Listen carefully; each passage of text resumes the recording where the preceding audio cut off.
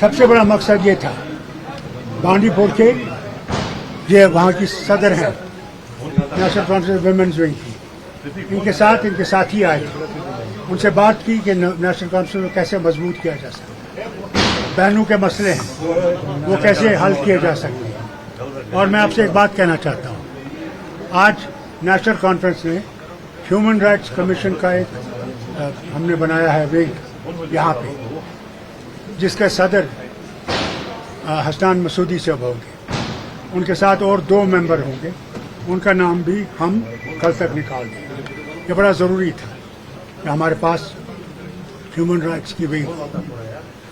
चलिए फारूक साहब, ये जो अमेरिका ने ईरान की 3 न्यूक्लियर साइट्स पर अटैक किया है, किस तरह से आप इसको देखते हैं और इसका इम्पैक्ट क्या देखते हैं? ये आज ही नहीं है, ये पहले वक्त से इनकी ये सोच है कि ईरान न्यूक्लियर पावर नहीं बढ़ना चाहिए।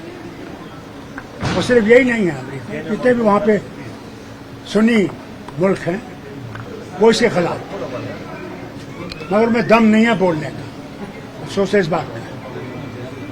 आज वो समझते हैं कि ईरान पे हमला हो गया है, मगर मैं उनसे वार्निंग करता हूँ आपसे, एक दिन आएगा यही इसराइल इनके ऊपर भी हमला करेगा। उसकी इनकी दौलत चाहिए, तेल, गैस।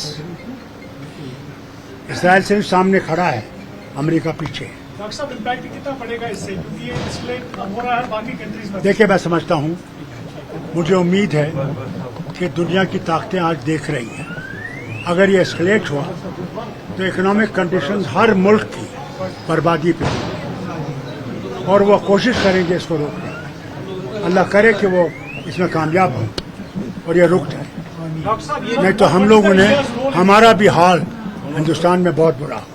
डॉक्टर साहब, ये जो नेशनल न्यूज़पेपर्स में एक स्टोरी छपी है जिसमें कहा गया है कि जो स्टेट रेस्टोरेशन जम्मू कश्मीर के, इसमें टर्म्स एंड कंडीशंस लिखे गए हैं कि यहाँ पहले दोबारा इलेक्शन होंगे तब जाके स्टेट रेस्टोर होगा। क्या ये कौन किस पेपर में लिखा है? क्या उनको ऊपर से वही आया? यहाँ पे आपका मीडिया जो है वो झूठ बोलने में बहुत आगे है, वो कोई सच्चाई बात कहता नहीं, बस यही लोगों के अंदर वो कीड़ा डालने के लिए ये लोग करते रहते। स्टेटहुड इस रियासत का हक है, कोई मेहरबानी नहीं है, ये हक है यहाँ के लोगों का।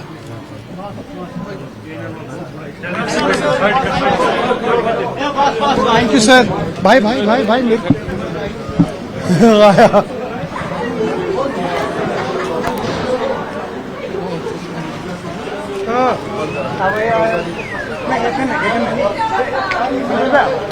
बोल बोल आते ना आफाक भाई।